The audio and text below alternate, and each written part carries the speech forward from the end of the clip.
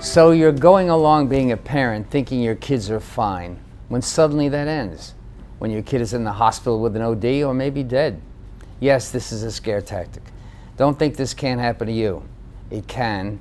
And in the last 36 months, there have been several hundred deaths and nearly 1,000 near-death ODs on Long Island due to heroin. There are perfectly intelligent, well-informed parents and their kids on Long Island who think marijuana is totally harmless. Ladies and gentlemen, the evidence is in. We need to rethink this, pass this information along, address these concerns now, or more kids might not get the chance to live a full life. I hope I scared the beans out of everybody here, but the truth of the matter is that it's a serious issue, right there, Maureen? It is a most serious issue. Maureen Rossi is a journalist, and she has been working at this subject for quite a while. She's very much into helping people out of this situation if they don't get into this situation, right? I mean, you want to alert the public. You've worked with politicians before. You've done a lot of things, written articles, right? Well, the solution is threefold. Okay. So, it's prevention. Let's prevent. Do we want to be exactly where we are in 5 years that we are now? Mm-hmm. No. So prevention, and then law enforcement is, we have to lock up the dealers, and treatment for sick people. And addiction does not make a person bad. It just makes them sick. They're just sick. They're not bad. Mm-hmm. So it's threefold. Okay, so let's go to a little bit of your genesis regarding the Kings Park Now. I think it was called Kings Park in the Know. Yeah, I'll tell you, Chris, thank you for having me on, by the way. That's all right. I'll tell you how it all began.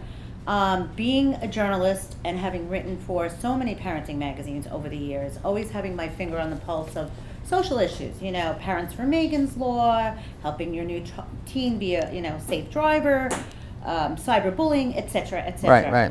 So I was a child advocate.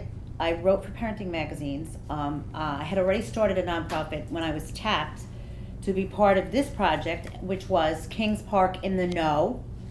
And we started at the exact same time as the East Northport Drug Coalition. So we both started about 2004, 2005, and we both rose up from one bad batch of heroin that killed a bunch of kids in the community. Really? So it was at that time, heroin was Long Island's dirty little secret. No one knew about it. The politicians had no clue. Nobody knew about it. It was really Long Island's dirty little secret. I knew it was bad because as a reporter, I read the obituaries, and young people were dropping in every community like flies. And they were very odd obituaries. Just to give me the age, general age. When it started, when the epidemic began, the average age was like 20s to even up to 25, 26. So out of high school mostly. Oh, in the beginning. Okay. It's all changed since then. Yeah, right. So I watched the obituaries and I watched crime. Having come from Queens and I was leaving my door open in Smithtown and there was no crime. Different world, area. yeah. It was great. Yeah. I watched slowly as the crime increased, specifically break-ins to homes, right. and also bank robberies.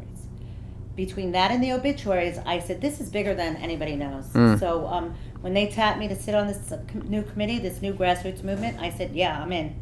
This is unacceptable. Let me ask you something. What disturbed me about looking at a little bit of the paperwork, past the work that you have done, is that this is still going on. I thought, I think your legislator in your area, Robert Trotter, I know was interested in this, and so is. Well, you know what? Here's the thing. Plenty of people are interested in it. Well, when we talk about politics, let's just fast forward to today. Mm-hmm. Today, the United States Senate passed a historic bill with regards to the FDA, the Food and Drug Administration. Right.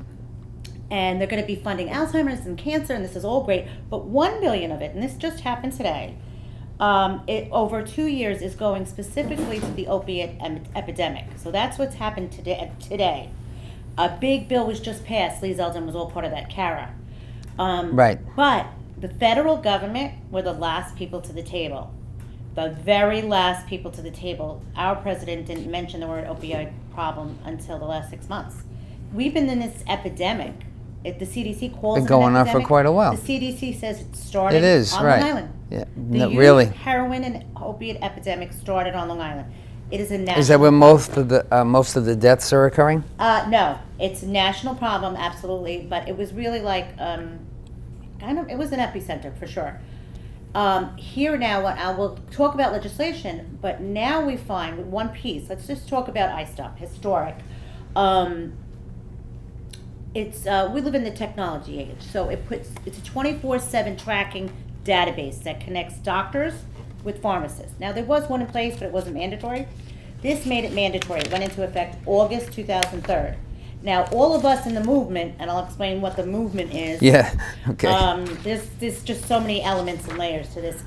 Thought it would put a screeching halt to doctor shopping because the heroin epidemic stemmed from pills, opioids, that young people were getting from their parents, grandparents, friends' houses there. So we thought by connecting doctors with pharmacists that we would put a stop to what they call doctor shopping. This is how the kids would get their pills. Right. Dr. A on Monday, I have a backache. Dr. B on Tuesday, I just had wisdom teeth pulled and I told the doctor I didn't need medicine, but now I need it. Doctor shopping. Doctors not knowing who prescribed what. You get perks on one day, oxys, roxys, Xanax, benzos, whatever you want. No one knew who was giving who what. So we think, and they're fairly expensive too. They're not cheap. Right. So here, and that's how the kids ended up with the heroin, because at the end of the day, the pills were too expensive on the street. Right. And they went to the heroin. The heroin is 40% purer than it was in the 70s during our last epidemic. Hell of a lot more dangerous. You can snort it. You can snort it. That's how pure this. Most of it's coming from Mexico. The vast majority, a lot of it is produced in Afghanistan. Believe it or not. Yeah. It funds the Taliban. That's for the opiates. The opiates were always in Afghanistan. Yeah. So we really thought, if everybody in the movement thought that this new bill where we connect everybody, we're going to get rid of the bad doctors, the dirty doctors. Yeah. You know, most of them are good and well intended, but we're going to get rid of the dirty doctors, and we're going to get rid of the kids who are doctor shopping. We did predict an uptick in heroin use because, you know, all the pills dry up. You're addicted to opiates. The only pathway really to heroin is an opiate. So we said, you know what, listen, the pills are going to dry up with this legislation, but there's going to be an uptick. What we didn't expect, I think it caught a lot of us by surprise. Probably not those, my friends. Well, it's good of you to be honest about what you didn't expect. What we didn't expect was, you hear that, right? At the end of the day, yeah, that soccer moms and parents who were addicted to opiates, look at that, would now start snorting heroin because the pills dried up.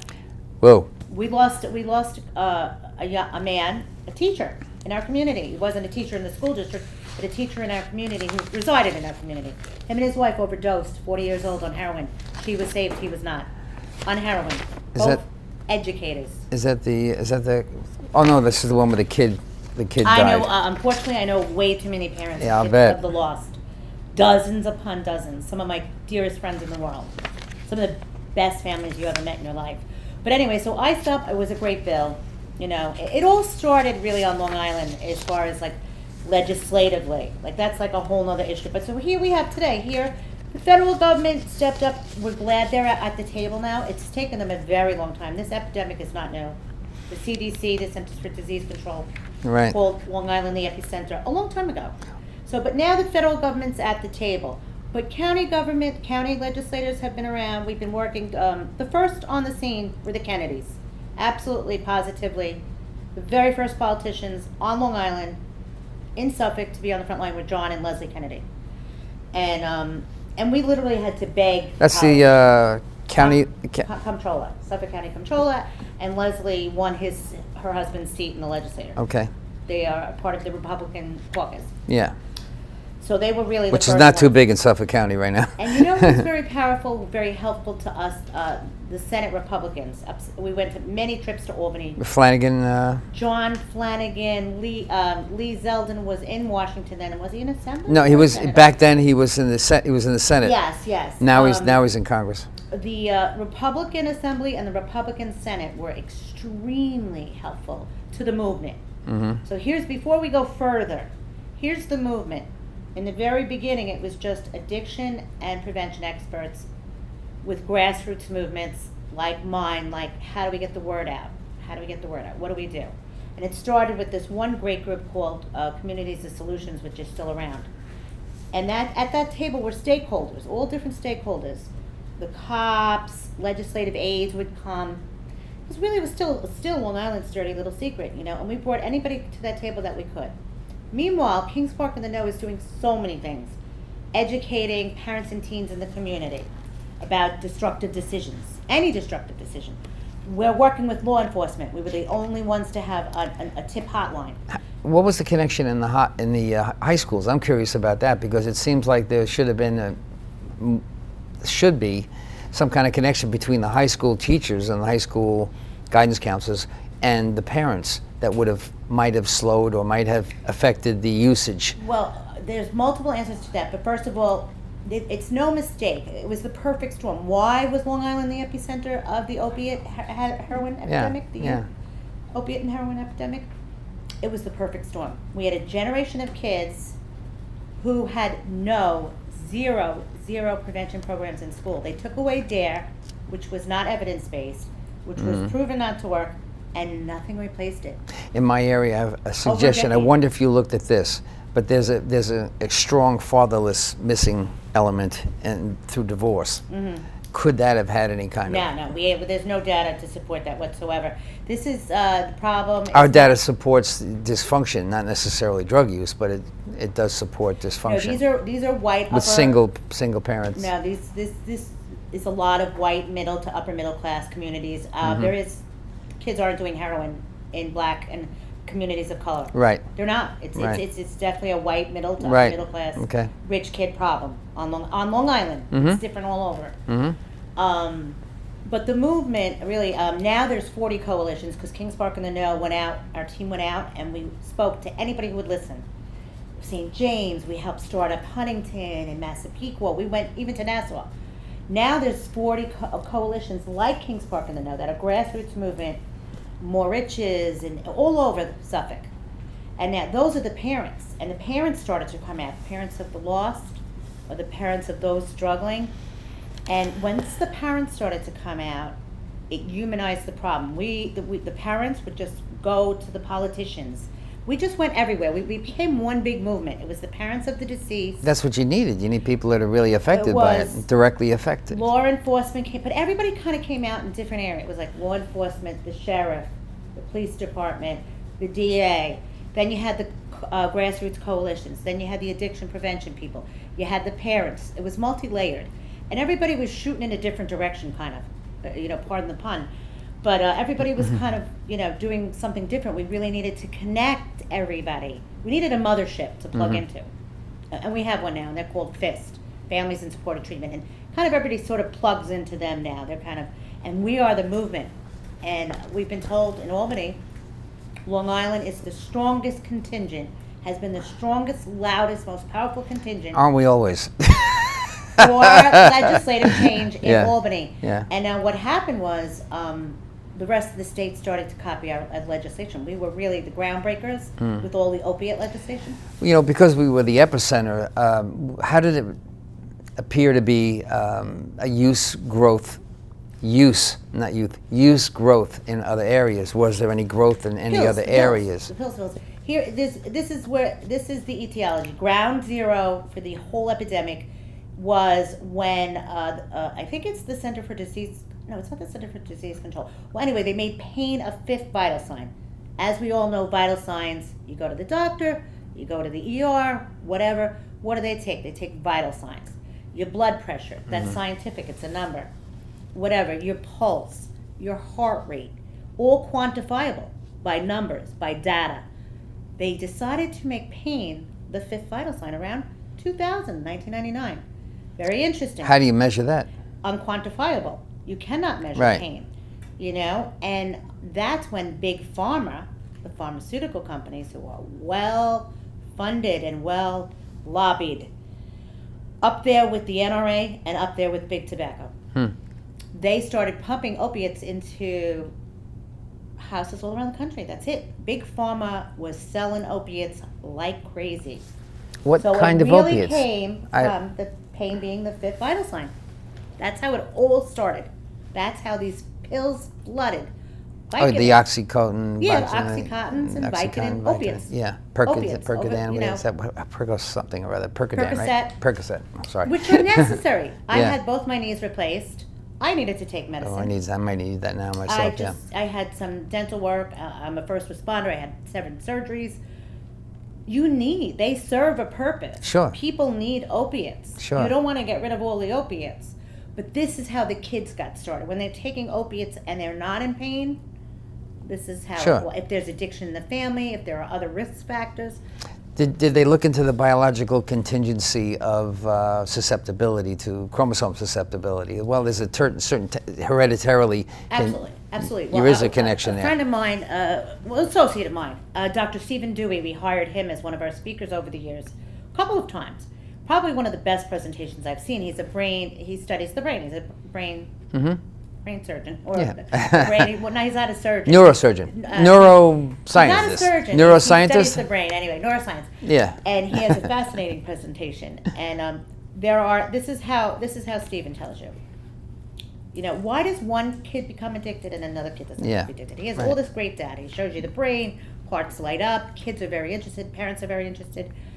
But at the end of the day, really, there are risk factors and there are protective factors. So a protective factor might be like, you eat like a family, you put an emphasis on health as a family, you spend family time together. A risk factor would be like, there's addiction in the family. Maybe there's a child in the family with special needs, so not all the kids get the same. Or a parent has some kind of alcoholic or something. With problem. Yeah. Gambling, anything. So some kind of social disorder. So, and what it is, you have a generation of parents who their attitude towards marijuana and alcohol is, ambivalent.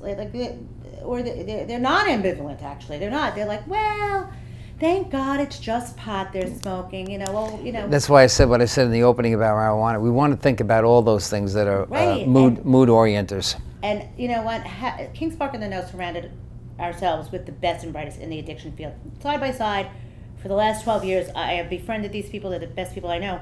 But they really taught us a lot about addiction, the brain, risk factors, and my education is in that area, but most of it's different now. We didn't even have those kinds of opiates to use in high schools. It was drinking and a little bit of pot at the college. But still, that was it. What they teach you now, they're the new science. Stephen Dewey will show you the science, and you can go to his website, Stephen Dewey with Stephen Dewey, Dewey. He'd be a fabulous guest. He's a fascinating. Okay, where is he? I forget what institute he was at. Rusk. I don't know where he is right now, but he's easy to find. On Long Island? He looks like Jesus. He's got long hair, ripped jeans. On Long Island? He wears sandals. He's like this cool dude who has kids my age. Actually, is he here? Because I'll get him. Yeah. You want to get him? Okay. You want to get Stephen Dewey. He's amazing. Okay.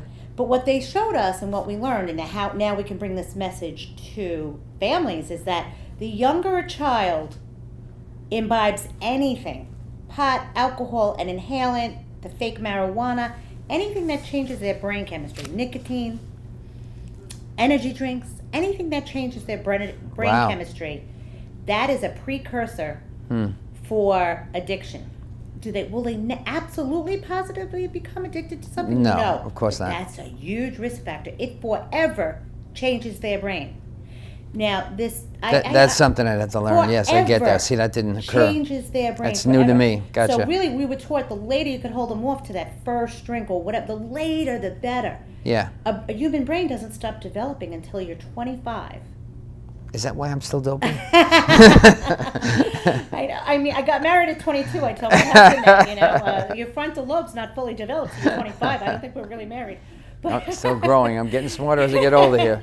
All right, so the younger a child imbibes. I didn't realize the energy drinks would have any kind of significant. Well, the energy drinks are a risk factor. You're saying to the kid, you don't feel good? Drink this and you'll feel good. Better. That's a risk factor.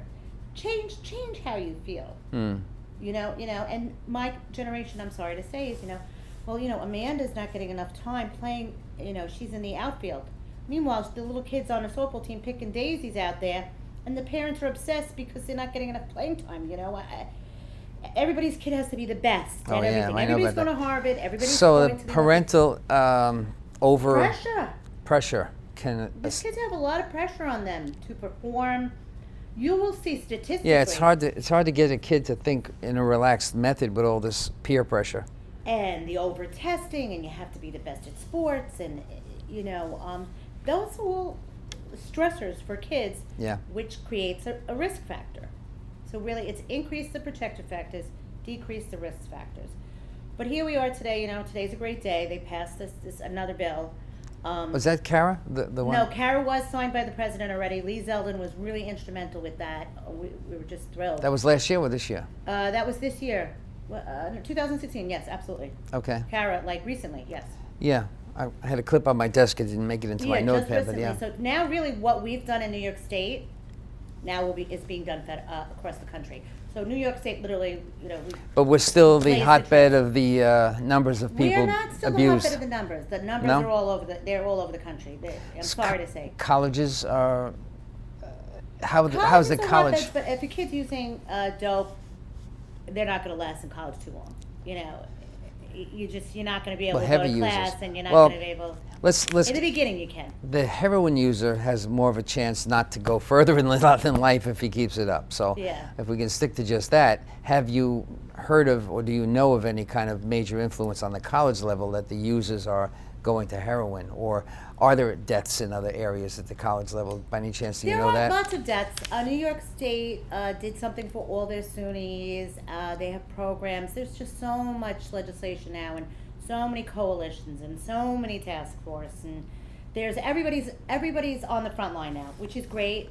But this has been going on a long time. Tell that. Yeah, see, that's what I'm Tell concerned. that to a couple thousand parents whose kids are now deceased. Right. Tell that. That's why the bill FIST group you were FIST, telling me about, yeah. that's the parents involved who have had a loss, who suffered a loss, lot right? of the parents are, yes. And we all went on bus rides to Albany. We would camp out in Albany for these bills. So really the New York State Senate and Assembly get it, and we camped out in Albany until the governor signed these laws in 2014, 26 laws, I think, or 24. So really we were very, very strong contingent on Long Island. Do you have any idea what the treatments look like? Treatments have come such a long way. We're using science. Yes, you have 12 steps programs. Okay. Fabulous, genius, saved millions of lives. Blessing, miracle. However, heroin is very different in that I believe the number is, if I'm not correct, there's a lot of data up here from 12 years. Increases your dopamine levels. I think it was Stephen Dewey who said 6,000%. So it's the ultimate high. You ask anybody, they say heroin is the ultimate high. Yeah. So let's throw everything we have at this. Let's use science and everything. 12-step programs, there's a lot of recidivism. You talk to parents, my son went to 2, 3, 4, 7, 8. We refinanced the house, we remortgaged the house. We used our Sandy money for his fourth or her fourth rehab. The recidivism rate is horrific. However, now we have a drug called Suboxone.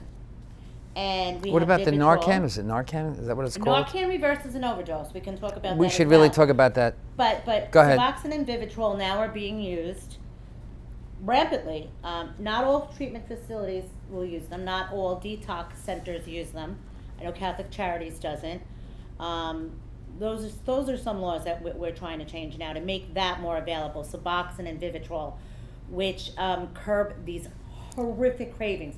When an addict is coming down, that's why a lot of them take benzos, from heroin, they wish they were dead. They become so violently ill. Think of the flu times 10. Every bone in your body aches. You're vomiting. You have no That's how the control of heroin your bowels. users of the past were. Yes, and you wish you were dead. It's physically agonizing for them to withdraw. So what's the easiest thing for them to do? Go back. It's the hardest thing to quit, they say. It's the most powerful drug. So these drugs are helping them. And we have a pilot program that was brand new in Smithtown, the first of its kind in New York State. It's being run out of Smithtown, out of Horizons Drug and Alcohol Counseling Center. And kids come from wherever in Suffolk. You could come from Montauk, Belmore, Bayshore, wherever you want, wherever. You come to Smithtown for 2 weeks every day. And you stay all day and you get medicine every day. You come every day and you get medicine every day. Meanwhile, while you're getting that treatment, so you don't have these horrific cravings. Is that like an anti-abuse type product or something? Very, very, very similar. Similar. It will block, it's an opiate blocker. Okay. That will block them from getting high. What's the name of that? Do you know that? Well, yeah, now Trax, I just said it now. These two drugs, Doxycontin. Vivitrol and There's so many different names. I'm well, not Vivitrol familiar and with them all. Suboxone. Okay. Vivitrol and Suboxone. Okay. Suboxone. So one's a pill, one's a shot. The shot lasts about 3.5 weeks. That's where a lot of kids get into trouble. That last half a week with a shot, if your insurance company doesn't cover it. But they take away cravings. So this pilot program basically takes kids from wherever, and every day they come and they get their medicine, take away those cravings. And then, meanwhile, they're in touch with where you're going to go next, your next program in your community. If you're in Bayshore, Montauk, wherever you are, Manhasset, wherever you are. So they take you by the hand on graduation day after 2 weeks of medicine, and your counselor from your next facility in your community, it's like seamless. It's the first of That's its kind. nice, yeah. It's a pilot. That's what you need, seamless programs. It was If you're going to... partnership. Yep, it was a partnership between the New York State government, OASIS, Office of Alcohol Substance Abuse, the town of Smithtown. It's a great pilot program, and that's what we need, more access to Suboxone to get more kids clean, because recovery works. We You got never about- want to lose hope. Recovery works. Oh, yeah. We got about a minute and a half left. Can you cover Narcan? And then we'll just do Narcan a is an sign-off. amazing drug. I am trained in Narcan. I carry Narcan.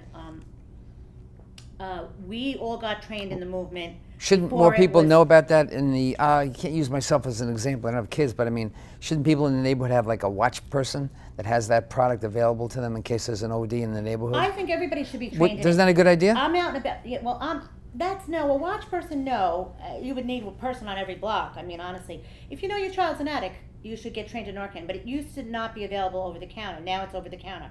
We all in the movement, the parents and all of the coalitions, got trained. What doctors underground trained us and gave us kits. Yeah, shit. And we all carried it. This is the 5th kit. I keep giving this to parents of addicts. I'm like, oh, your kid's using heroin. You need to have this in your house. Right back to life. It brings them right back to life. And boy, are they peeved. You just ruined their high. Yeah, too bad. They're kicking and screaming. Life is better than pain, you know, pain avoidance. Okay, so in your future in this area, are you still going to work in this area, or are you? Well, I retired from Kings Park in the No after 11 years and a couple thousand hours last year. I still write about it as a journalist. You know, I made a documentary many years ago about it with Kings Park in the No. I will absolutely always have my hand in this, because to me it's unacceptable. That's good, yeah. Every child is worth fighting for. Every human being is worth fighting for. Sure. Now, you know, we have 40-year-olds dying. Parents. That's amazing. So that's, I mean, you know, it's taken quite many turns. I hope these things work, because the death rate had really scared me. A lot of people were dying of heroin overdose in the last year and a half or so, and it really scared me. Well, to since look it at started, we lost more kids to heroin than we have in the Iraq Right. War. We gotta- Iraq War, more kids. Maureen Rossi, journalist, thank you very much. Thank you very much for volunteering your time and helping those who need. Societal and political trends are rapidly breaking down the family that once was the cornerstone of our great American culture. And at FIT, we know you cannot get this information on your own, so we'll bring it to your TV every single week. And of course, we always have our own opposing views. My name is Chris DiMaggio. Thank you for watching FIT TV, and we'll see you again